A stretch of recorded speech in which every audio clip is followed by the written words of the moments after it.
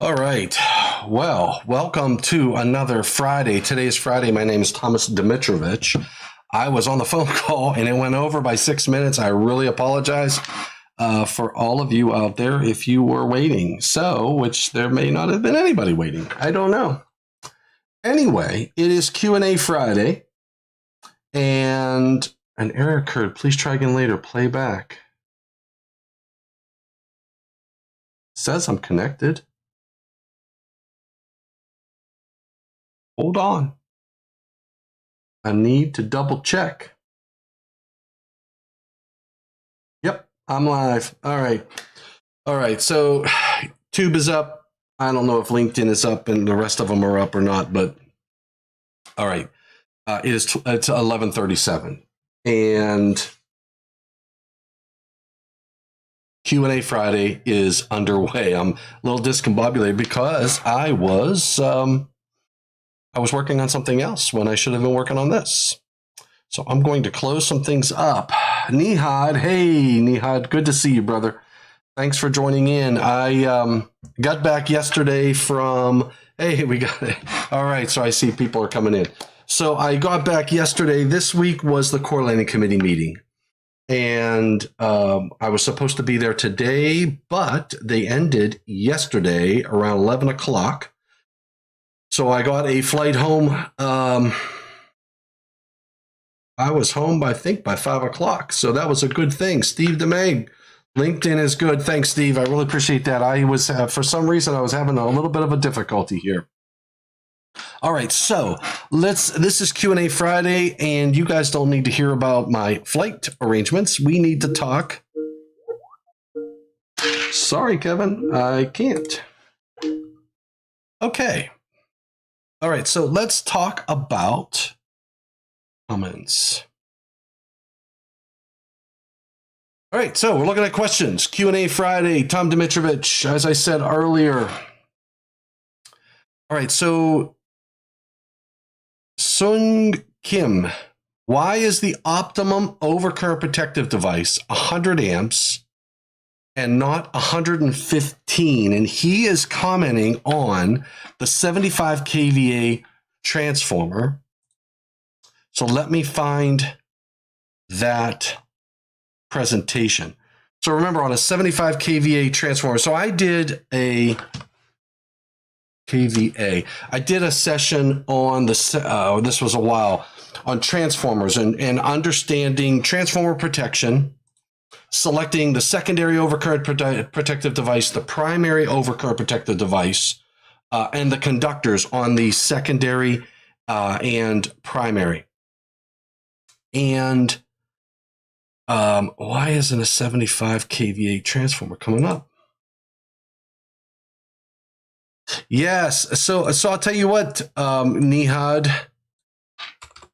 The yo, hello, Paul Flager. Good to see you, or good to see your name over here. And you're coming in on, I think, on YouTube. So thanks for joining in. Steve DeMay is out there on LinkedIn.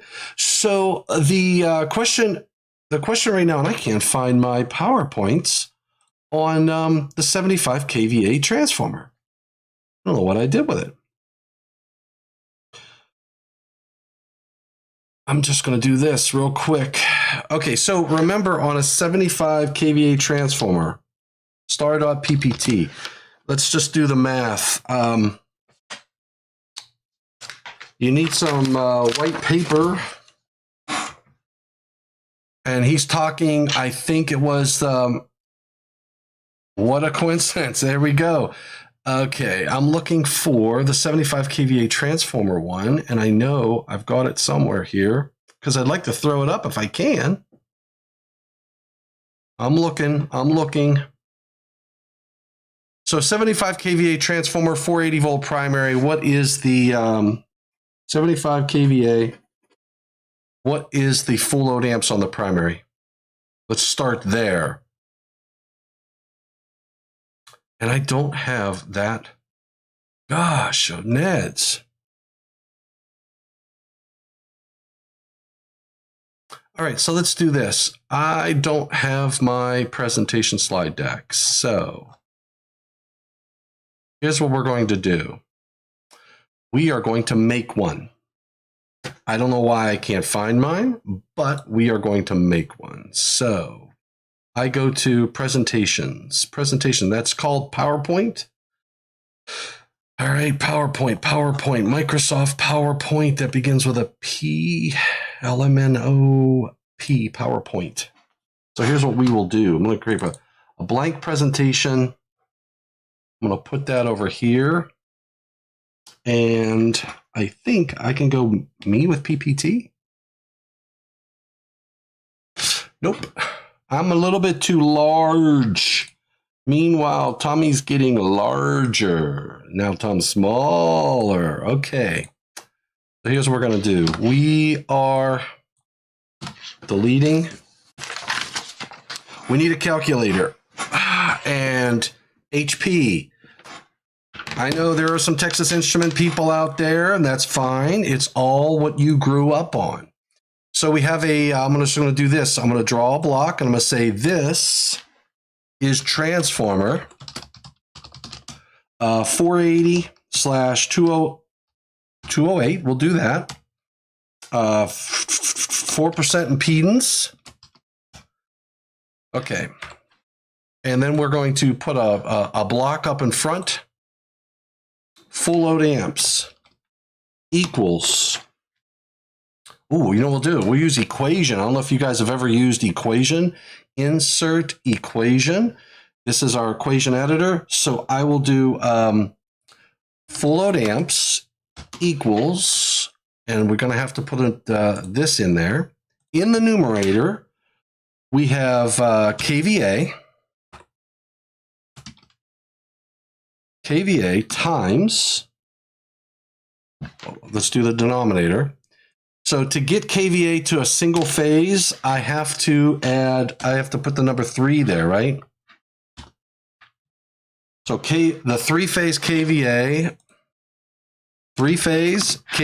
divided by 3 gets you to a single phase KVA. Then I take my 3-phase KVA. Then I have to take on the bottom, I have to multiply that times, and I got to get a single phase primary voltage. To get a single phase primary voltage, I take the primary voltage, which is 480, and I have to divide that by what? The square root of 3. Square root of 3. So that's my equation for my primary full load amps. And if now you're going to say, that doesn't look right, Tom. Well, it's right, but I'm going to simplify this. If I take that square root of 3 and I move it to the numerator, I have 3-phase KVA times equation times the square root of 3. And then I can just take all of this out and make that 480. And then, okay, so let's do the math. Let's do this out. Equals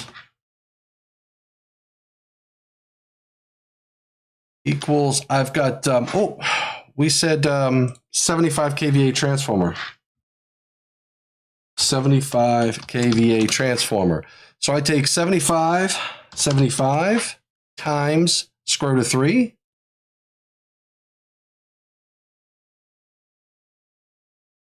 Square root of 3. And I divide that by 3 times 480. 480, 3 times 14440. 14440. And we're going to make it bigger. Let's increase the font. And then I say that is, let's see, 75, 1440. So 75, 3 square root times 144. Divide that by, 14440 divide.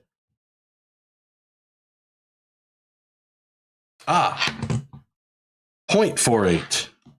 You guys, 0.480 because it's kV. I have to do kV. 0 point. You guys didn't catch me on that.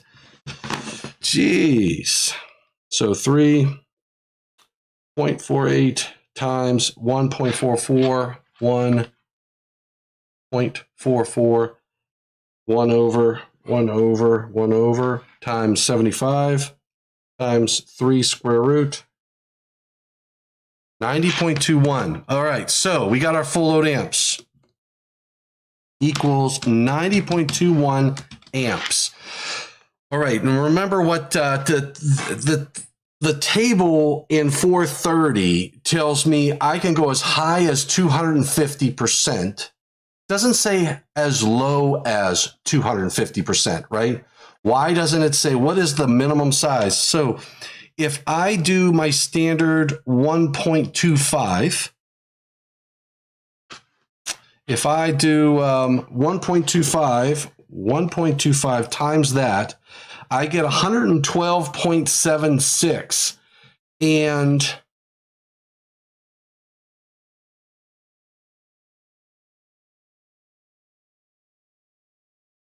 the gentleman who said, what was his question? What was his question? Got to find his question. Hold on. His question was, why is the optimum OCPD 100 amps and not 115? I would agree 115 amps is best because, now remember, what I would say and what I was doing in that program was I was plotting the curve, plotting my inrush currents, and seeing what's the smallest, trying to get a small overcurrent protective device as I could in that circuit. Anyway, we got Ryan Jackson in the house. Good morning, sir. So I would say that I'm going to hit a reply, and I'm going to say Sunji Kim 1189. I would agree that a 115 amp OCPD would be the appropriate solution for that application. And one of the reasons that I was just having this discussion with another individual, and we had this discussion at the correlating committee. We're in my book. So what you'd have to look at is what is it? Is it a continuous load? Does the transformer supply continuous loads? If it's a continuous load, we know based on 210, 240, etc., or 215, because it would be a feeder feeding the transformer, that that I have to have the 80%, right? So if it's not 100% rated equipment, I would go to 80%. So, but if it's 100% rated equipment, you could go 100%. So I could encroach into that 100 amp breaker as long as if everything is rated for continuous loads, I could put 100 amp. But remember, I'm plotting. Yes. So remember, and the reason though, okay, so I remember I was plotting in that application. I was plotting the trip curve with the inrush currents. And I could, if I know what my inrush currents are, I could bring my overcurrent on the primary lower. And if I'm taking into consideration whether it's 100% rated or 80% rated and all that good stuff. So you're better off giving yourself some breathing room. Why would I say breathing room? Because you don't want to energize the transformer and have the inrush current take you out on instantaneous. So going to a slightly larger, not exceeding 250%, going to 125% of the full load amps. What does that do? It puts a larger overcurrent protective device in. You'll have to have a larger primary conductor that can handle 125 amps, right? And you won't have to worry about inrush currents regardless. So when it comes to the small the lower, it's not, I'm not talking about the largest overcurrent device on the primary of the transformer.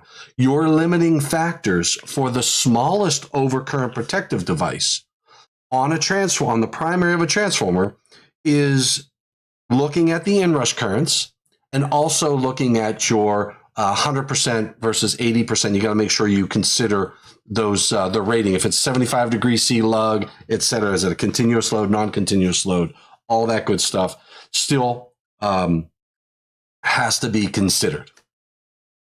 So that's a discussion point. That's a discussion point.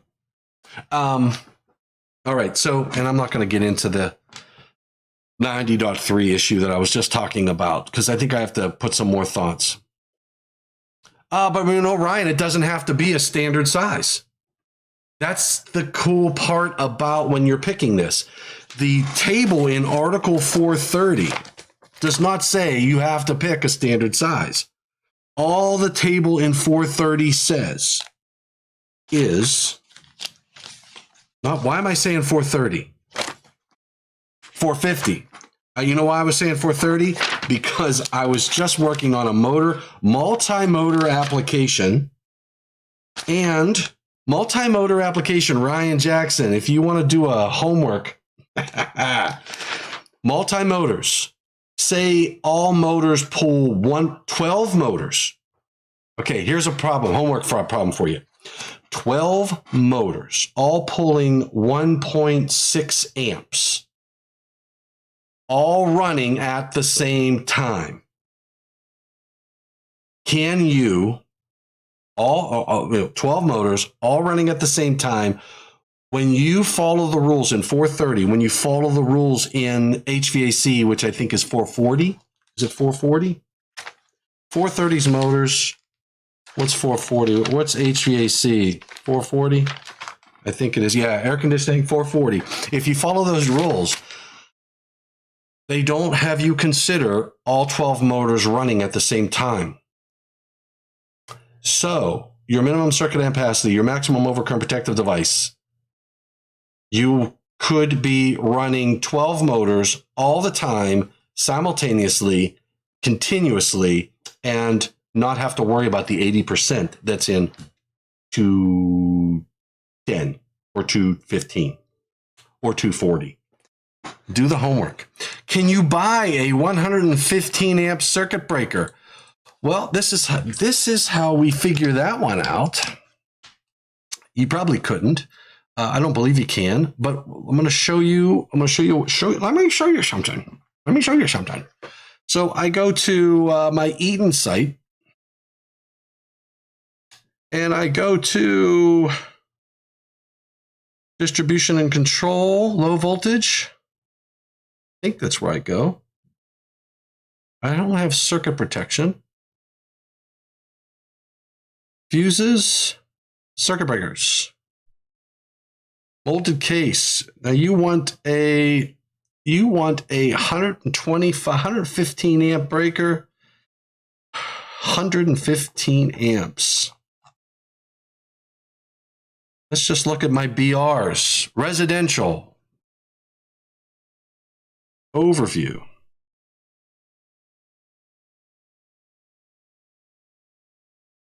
$15 amps. I don't think BRs go. I don't think I want a BR. Where's my catalog? What you do is you just go to the catalog. Resources. You go to resources. It's easier that way. 2-pole 40s, 50s, 20s. I got a 110, I got a 125, and 100. So could I use a 110 amp breaker? I could. Could I? What was my number? It was 112.7. If I had to worry about the continuous loads, I'd have to go to the next larger size from 112. That would be 125. So yes. Hey, Mark Rogers, thanks for joining, brother. Thanks for joining. Okay, so we were just talking about transformer size or primary overcurrent. Now, I wouldn't use a BR, but this is just giving me, if I had a three-phase transformer, I wouldn't be using a BD. So I would actually be into one of my other commercial breakers. I'd be into a power defense molded case circuit breaker. And I would go to resources and I would go to catalog, molded case circuit breakers. And I would look at your frame size 1. And a frame size 1 is 15 to 2. Frame size 1 is 15 to 125 amps. 15 to 125 amps. And these are my breakouts. I go to a 100, 110, and 125. So yes, now you could buy a larger frame and dial it down, put the lock on it, and dial it down to 115 amps if you wanted to, if you had an electronic trip unit. And I would highly recommend electronic trip units on that primary overcurrent protective device because you can use the arc reduction maintenance technologies to reduce incident energy on the secondary. But in any case, that's a different story for a different day. But yes, Ryan Jackson, you're correct. But Ryan, take a look. 12, 1.6 amp, 12 motors pulling 1.6 amps continuously, full load amps, all running at the same time, all the time, all day. Fourth, even if you considered them 12 motors on a multi motors in Article 430, or if you're in 440, you don't do 1.25 times all 12 of these motors to account for continuous running, which then you say, well, wait a second. If when I do my motor applications or I'm doing my HVAC minimum circuit ampacity versus my maximum overcurrent protective device in 440, multi-motor applications, if I don't have to take, if I have 12 motors that run continuously, if I only take one of them and do 1.25 and then add the rest without 1.25 to pick my minimum circuit ampacities, then pick my overcurrent device, which is based on, protecting my conductor, which I just selected. Then if I'm looking at Article 215 for feeders, why am I permitted to violate 215? And there's no other articles in 215, is there? 215 has dot 1, which is scope. Because I'll just touch on this. Overcurrent protection. So 215 doesn't have that language. 210 does. 210.3 says other articles for specific purpose branch circuits. And it says table 210.3 lists references for specific equipment and applications not located in chapters 5, 6, and 7 that amend or supplement the requirements of this article. And somebody raised the point that 90.3 doesn't say you can do that. What does 90.3 say? 90.3 says 1 through 4 applies generally, and 5, 6, and 7 can amend 1 through 7. But it doesn't say chapters 1, 2, 3, 4 can amend chapters 1, 2, 3, 4. So if I have motor requirements in 430, so why does Article 210 say that air conditioning in 440.6, 31, and 32 can amend or modify Article 210 when 90.3 doesn't specifically tell me that Chapter 4 can modify what's in Chapter 2? William Snyder, happy Friday to you. Willie, Mark Rogers, Ryan Jackson, can you buy a 115? So there's the 115. 125 would be the next standard, would be the breaker that you can buy. Dry type transformer in the reverse way. It's necessary to size the primary protection beyond the usual 125% because the magnetization current of the secondary working as a primary is larger. That's a very good point. You are correct. And you got to follow the manufacturer's instructions. I believe that the manufacturer will have information in that regard. I wasn't on the presentation, but shouldn't the primary protection be 125 amps at 480? And I would agree with you. Yes. I got to go back and take a look at that video. 210.1 used to state that it did not apply to 430. They changed that in 2017. It was a mistake, in my opinion. Ryan, so here's Here's what I think for the 2026 cycle. We have to look at 210.3 and look at every one of these requirements, that are these sections that are in 210.3 that are supposed to be supplementing or modifying to 210. And then I think 240 has the same thing. 215 doesn't have it. 240 might have it. 240. Look up, there's the tap rules. There's the tap rules right there.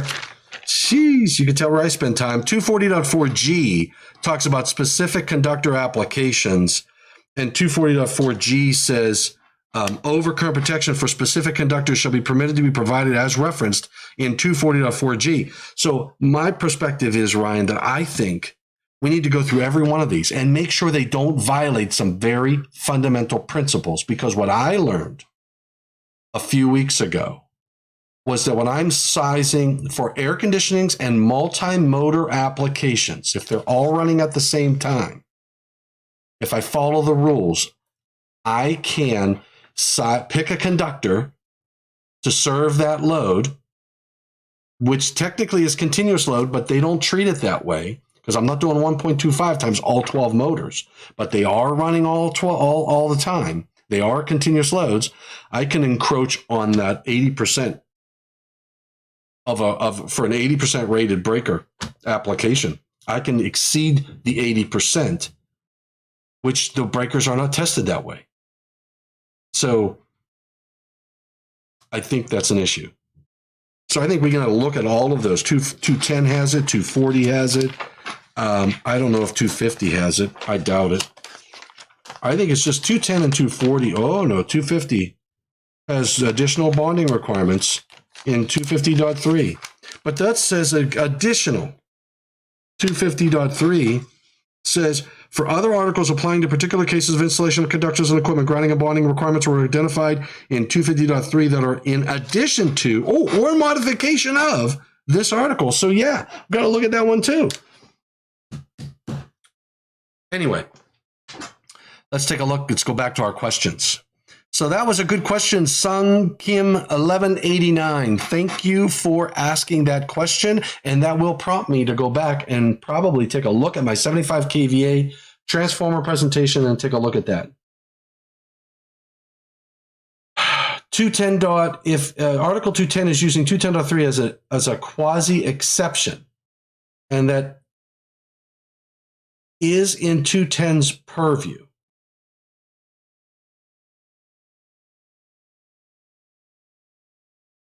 Mr. McCamish, thank you for joining. Palmer brought up a very good issue, Mr. McCamish, at the correlating committee, and it's prompting a lot of energy. And, you know, Ryan is saying that 210.3 is an exception, provides an exception. Then, Ryan, I would say it should be written as an exception. It can't be written saying it supplements or modifies these requirements. And I think we got to look at that language, and we have to look, because I know for a fact multi-motor applications violates the 80% for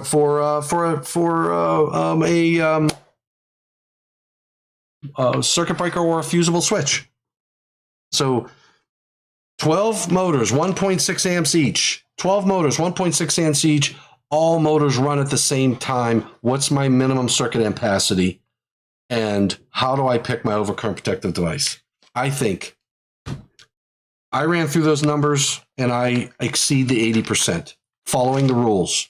And I don't know about that. The inrush currents do contribute to breaker sizing, but every one of those motors are on a drive. So that 1.6 amps is the input to the drive. So there's no inrush that you would see.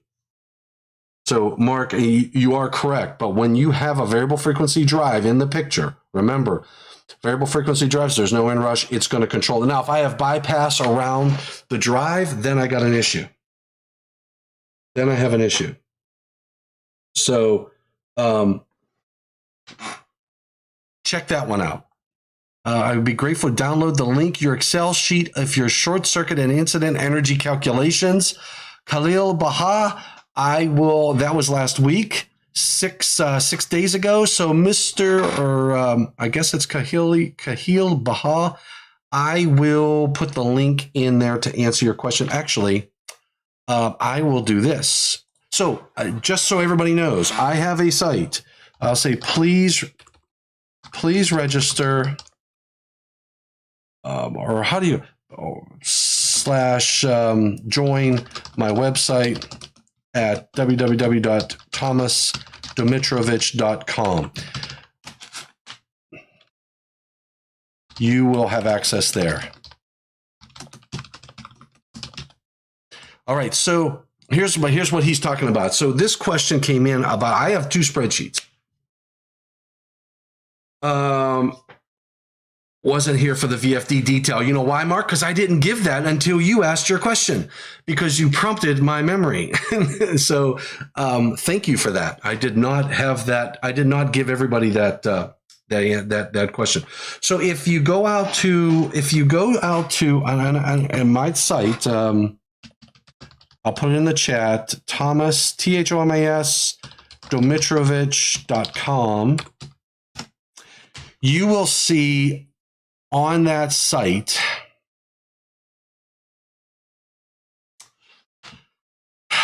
and I'll tell you, I can tell you, thomasdomitrovich.com. I'll tell you what's funny is if you go to resources, I have a members only registration, which is free. I just want to make sure I know who has access to the information. I can't remember my password. I have a password, but anyway, I can't remember. I can't even remember the password. But anyway, I have to go in through the back end. I have 2 spreadsheets on there. One is a short circuit calculation spreadsheet, and the other is an arc flash calculation spreadsheet based on the latest version of 1584. And so what I do is, for learning purposes, education purposes, I like to just play with some numbers and what you don't get in my arc flash calculation spreadsheet, you don't get the arc flash boundary and things like that. All I'm doing is what I was trying to learn. What I was trying to learn was, I see your comment, Ryan, and you threw me off. Anyway, I shouldn't look at the chat. I got squirrel syndrome. So I offer this spreadsheet, and what I was trying to do with that arc flash spreadsheet was I was trying to understand the parameters. If I change the size of the enclosure, if I go from vertical bus to horizontal bus, what's the impact on the numbers in a really easy manner? And then I wanted to see if I had, if I changed the time. And you know what? I'll show you what I got. I'll show it to you. And as I'm pulling this up.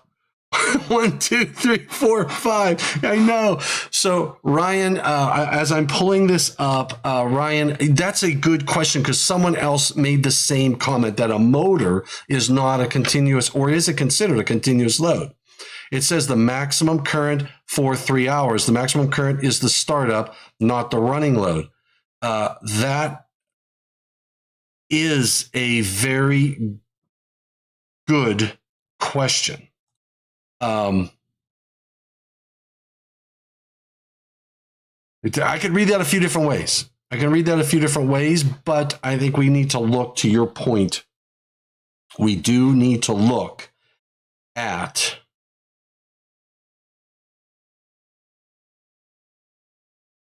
that.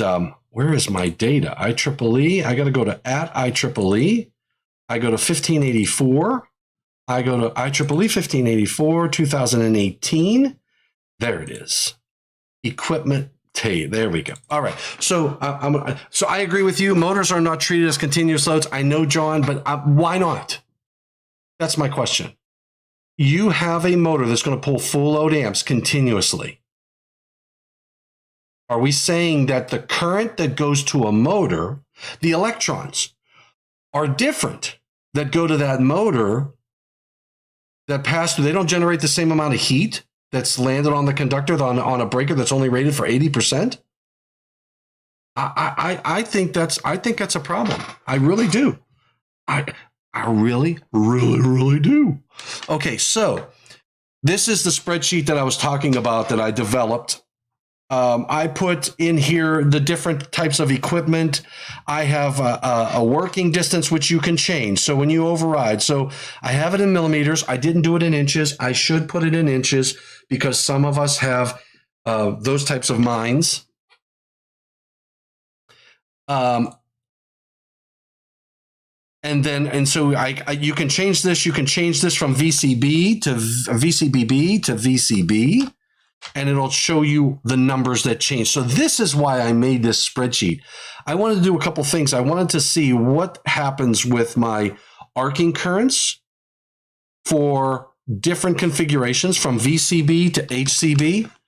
Does that impact arcing current if I change the dimensions of an enclosure? Say that if I take the height from 914 millimeters to 1200 millimeters, the arcing currents didn't change, but the incident energy did. In which direction? So that's what this spreadsheet is. And I'll tell you, if you register out there on that site, on my thomasdimitrovich.com, I give you guys access to this. You can download it. You can play with it. Do not use it for arc flash calculations. Do not use it for, this is an educational purpose only. You can play with it. Treat everything, verify anything, but as an educational resource, that's why I have it out there. And I also have a short circuit calculator, which is a spreadsheet that uses per unit and not the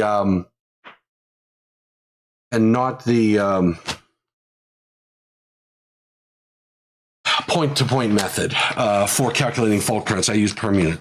So Mark says, doesn't inrush current often significantly exceed breaker ratings for short?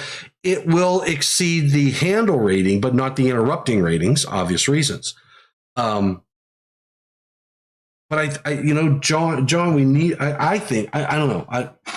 And the manufacturer who was making the equipment in question called me about this because they were putting a minimum circuit ampacity on their equipment. And they said, we're exceeding the 80% rating for the motor. And they said they don't think that's right, that they should do that.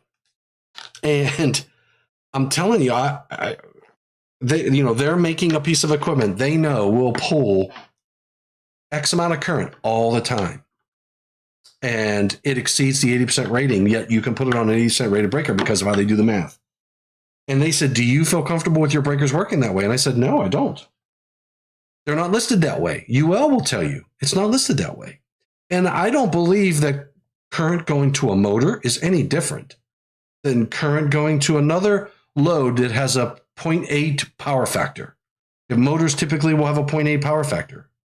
I mean, that would be the biggest difference, would be the power factor of the current. What makes a difference if it's going to a motor or if it's going to a lighting system? So anyway, I can't see out of my glasses like this. So let's take a look at a couple more questions. Don't save. Close. Okay, so hello from Ireland. We got. I love having a lot of people. Time flies when you're having fun. A pleasure watching. Thanks for your efforts. Try to see you at noon. Ryan Jackson, startup is a transient event. That's right. From my point of view, the maximum current of a motor should be considered in steady state. Yep. Just introduce a 90% line. 90% line. I'm going to introduce a 90% line. Article 555, most states adopt a construction code and a maintenance code. Maintenance codes generally would specify the requirement to maintain things. Oh, this was my, this was maintenance. So 70B, public comments are closed and done. I don't know how many public comments all of you got in. I think I got in about 30 or 40. A lot of work to do on 70B. This question was just coming in on enforcement of, I get you, Willie. 90% line of breakers. You're right. Yeah, I'll do that. The code does not differentiate. I think the code needs some work. I agree. I agree with you, Ryan. We need to look at that. And here's the thing. I think what needs to happen is, and I know you look at it as an exception, and that's fine. You know, you have just the route. Yeah. So I think we need to take a look at the .3s and in these and the .4s, Gs in 240, and just go through each of these applications and find out what is supplementing or amending what's in chapter 2. Is it really amending, or is it an additional? Is it more restrictive, or is it adding more requirements? I don't know the answer to those questions, but I think we need to look at. We could go down through this process and say, okay, like HVAC and motors, this example that we're talking about right now, if it violates the fundamental way an overcurrent protected device is tested, which is that 80%, that's a fundamental thing. That's like the interrupting rating. If I had another requirement out here that said that you did math for picking an interrupting rating, and you would say, boy, this exceeds the interrupting rating of the breaker, I can't do that. Well, I look at the 80% versus 100% rated equipment the same way. I can't treat those differently. Yet, if I have multiple motors all running at the same time, heck with the 80% rule. I don't care. I don't use it. It goes out the window. Why? It's a fundamental way a breaker is tested. I expect a performance based upon how it's tested, and I am misapplying that solution when I don't consider 1.25 times all of my continuous loads. So I think that needs to be fixed. I'm not sure how to get that done yet, but I think that maybe we'll come up with some language on this channel, and we'll do it together. So that's my one of my goals is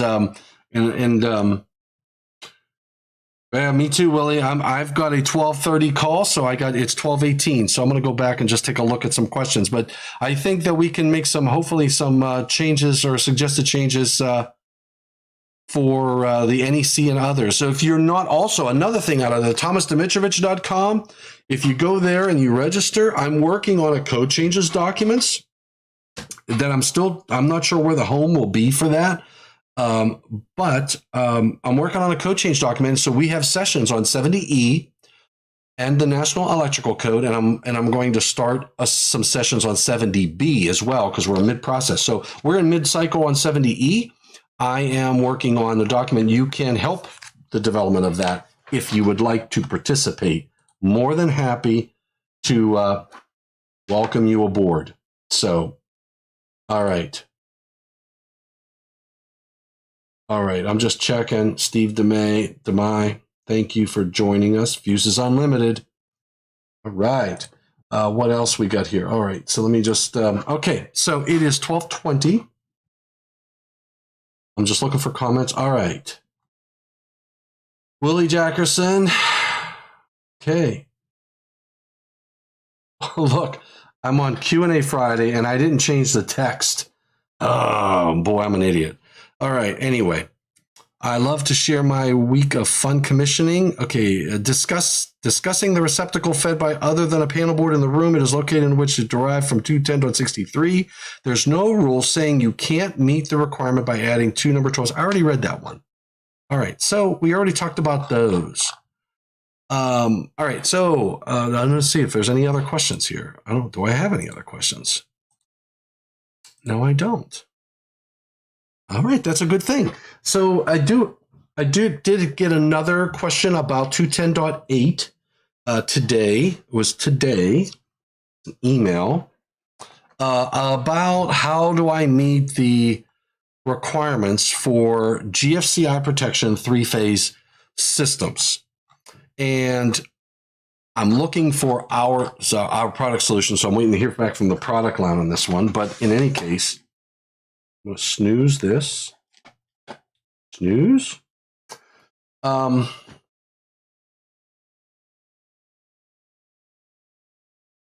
me go to the latest here. So there we go.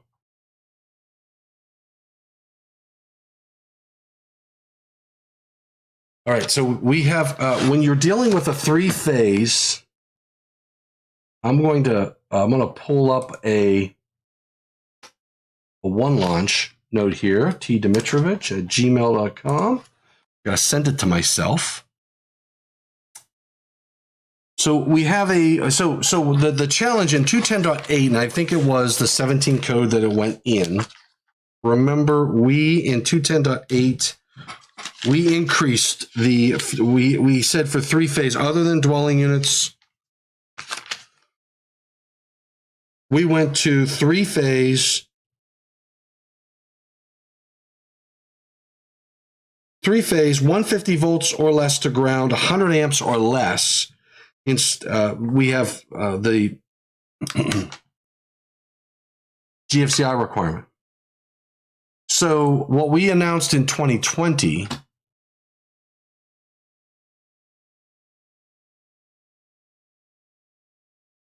there we go. So May 5th, we announced the Class A Gfci protection in kitchens other than dwelling units, such as commercial kitchens, requirements for all single-phase receptacles rated 150 volts to ground or less, 50 amps or less, three-phase receptacles rated 150 volts, 100 amps or less. Okay, so those are our numbers. If you want to order them, the catalog number is a PGFS 43105. PGFS 43105. So let's do that.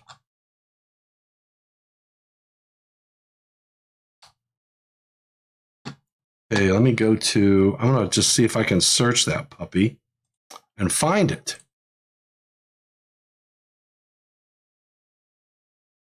Where's it at?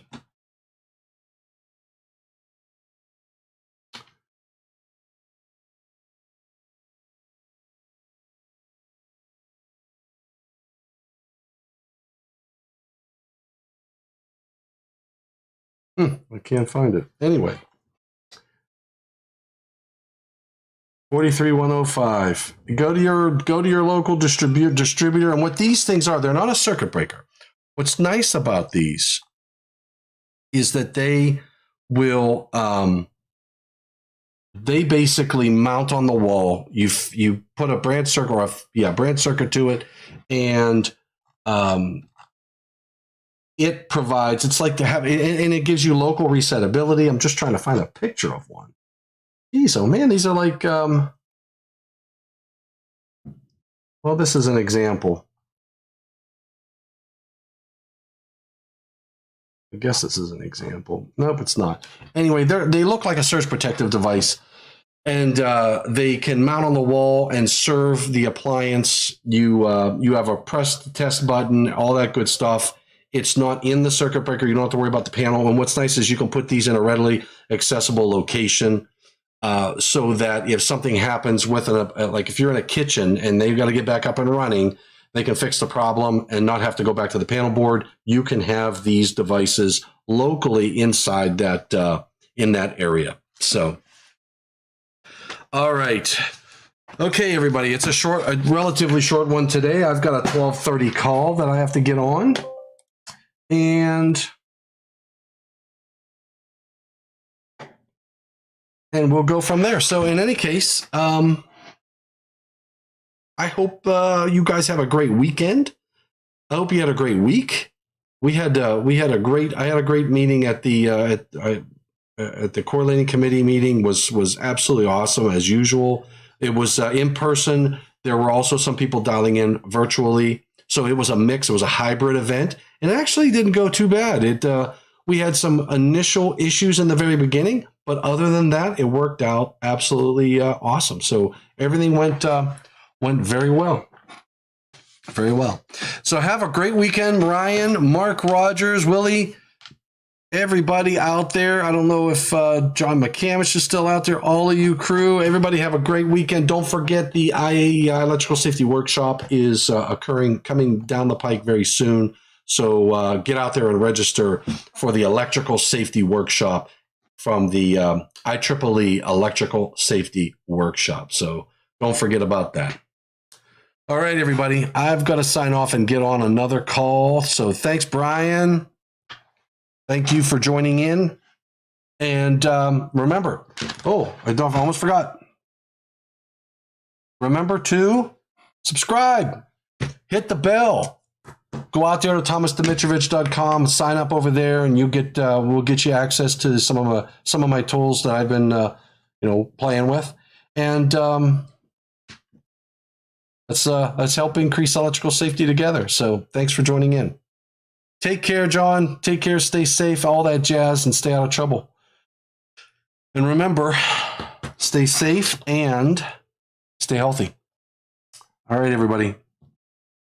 Don't forget to subscribe. Hit that thumbs up. And if you have to hit the thumbs down, you have to hit it twice. That's best. That really sends the message well. All right, guys. Take care. We'll probably see you this weekend. I think I'm going to work on some 70E and 70 stuff. So stay safe and please stay healthy.